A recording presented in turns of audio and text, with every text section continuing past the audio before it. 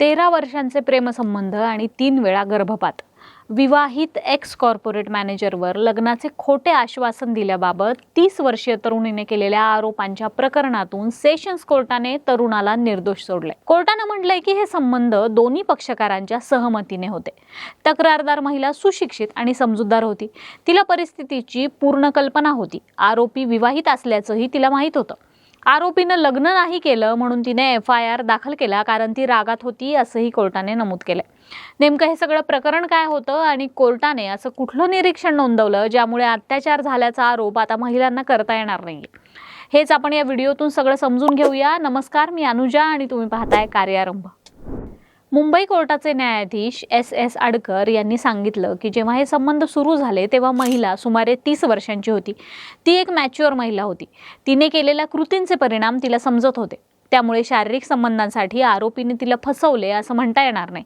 जर आरोपीने तिला चुकीची माहिती दिली असती तर तिने लगेच पोलिसात तक्रार द्यायला हवी होती, जी तिने केली नाही असंही न्यायाधीशांनी स्पष्ट केलं.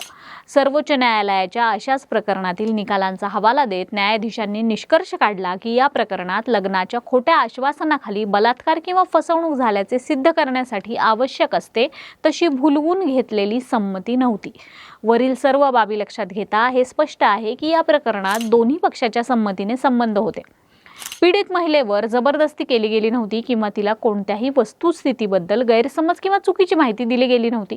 तिने केलेली सर्व कृती स्वेच्छेने केली होती असं न्यायाधीशांनी सांगितलंय. हे प्रकरण 26 फेब्रुवारी 2014 रोजी माटुंगा पोलीस स्टेशनमध्ये दाखल झालेल्या FIR मधून सुरू झालं. महिलेच्या तक्रारीनुसार हे प्रकरण 2000 ते 2013 या वर्षादरम्यान घडलं होतं. फिर्यादी पक्षाने युक्तिवाद केला की आरोपी ज्या कंपनीत काम करत होता तिथे पीडित महिला प्रशासक म्हणून काम करत होती.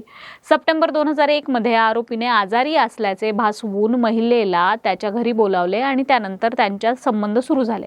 महिलेचा आरोप होता की पहिल्यांदा शारीरिक संबंध ठेवताना आरोपीने तिच्या इच्छेविरुद्ध हे केले, मात्र नंतर त्याने तिला सांगितले की तो तिच्यावर प्रेम करतो आणि तिच्याशी लग्न करेल.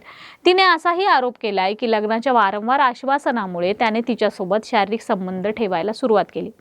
फिर्यादी पक्षाने पुरावे सादर केले की महिलेने 3 वेळा गर्भधारणा केली, 2001, 2010 आणि 2012 मध्ये.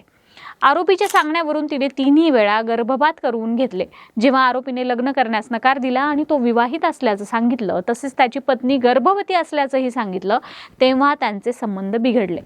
22 डिसेंबर 2013 रोजी आरोपीने महिलेला धमकी दिली की ती दुसऱ्या कोणाशी लग्न करेल तर तो बघून घेईल. या आरोपाखाली त्याच्यावर गुन्हेगारी धमकीचाही आरोप ठेवण्यात आला होता. फिर्यादी आणि बचाव पक्षाचे युक्तिवाद ऐकल्यानंतर आणि 7 साक्षीदारांची तपासणी केल्यानंतर न्यायाधीशांनी निकाल दिला की फिर्यादी पक्ष आपला आरोप सिद्ध करू शकला नाही. न्यायाधीशांनी महिलेला आरोपीच्या वैवाहिक स्थितीबद्दल असलेल्या माहितीतील विसंगतीकडे लक्ष वेधले. तिने कबूल केले की तिने 2001-2 मध्ये ती आरोपीच्या पत्नीला भेटली होती. याचा अर्थ आरोपीसोबत पहिल्यांदा शारीरिक संबंध ठेवताना तो विवाहित आहे याची तिला पूर्ण कल्पना होती. इतकेच नाही तर महिलेने संबंध सुरू ठेवलेच, पण आरोपीच्या मुलाच्या जन्मानंतर तिने कंपनीत मिठाई वाटली हे देखील तिने कबूल केले असे न्यायाधीशांनी निदर्शनास आणले. या प्रकरणात कोर्टाने स्पष्ट केले की केवळ लग्नाचे आश्वासन देऊन शारीरिक संबंध ठेवणे हा फसवणुकीचा गुन्हा ठरत नाही. जर संबंध दोन्ही पक्षाच्या संमतीने असतील आणि पीडित व्यक्तीला परिस्थितीची पूर्ण जाणीव असेल. महिलेने संबंधांमध्ये स्वेच्छेने भाग घेतला आणि तिला आरोपीच्या वैवाहिक स्थितीबद्दलही माहिती होती, हे कोर्टाने महत्त्वाचे मानले. त्यामुळे आरोपीला निर्दोष सोडण्यात आले. या निकालामुळे अशा प्रकरणांमध्ये संमती आणि फसवणूक यातील फरक अधिक स्पष्ट झालाय. तर मंडळी, नातं कितीही मोठं असू द्या, भावना कितीही खोल असू द्या, कायदा फक्त पुरावे आणि परिस्थितीची जाणीव पाहतो. या प्रकरणात दोन्ही पक्ष प्रौढ होते, शिक्षित होते. त्यांना परिस्थितीची पूर्ण कल्पना देखील होती आणि म्हणूनच न्यायालयाने फसवणूक नव्हे तर परस्पर संमती मान्य केली. आपल्या समाजात नात्यांच्या नावाखाली आश्वासनं, अपेक्षा, भावना यांचं ओझं आपणच स्वतःवर टाकतो आणि नातं मोडलं की दोष देत राहतो. पण सत्य इतकंच की प्रौढ नात्यांमध्ये जबाबदारी दोन्हीकडची असते. नातं टिकवताना जशी भावना असते तसंच त्याचे परिणाम स्वीकारण्याची प्रामाणिकता सुद्धा असायला हवी. आणि सर्वात महत्त्वाचं, कुठलंही नातं अंधारात खोट्या अपेक्षांवर किंवा एकतर्फी विश्वासावर उभं राहत नाही. प्रेम जितकं सुंदर तितकं स्पष्ट आणि प्रामाणिकही असायला हवं. प्रौढ नात्यात माझी चूक नाही सगळी त्याचीच अशी भूमिका कधीच न्याय देऊ शकत नाही. त्यामुळे सुज्ञ व्हा, सजग व्हा. बाकी न्यायालयाच्या निर्णयाबद्दल तुम्हाला काय वाटतं ते आम्हाला कमेंट्स करून नक्की सांगा. व्हिडिओला लाईक करा, शेअर करा आणि कार्यारंभ चॅनलवर नवे असाल तर सबस्क्राईब करायला विसरू नका. कार्यारंभ डिजिटल या फेसबुक आणि इन्स्टा पेजला फॉलो करा. धन्यवाद.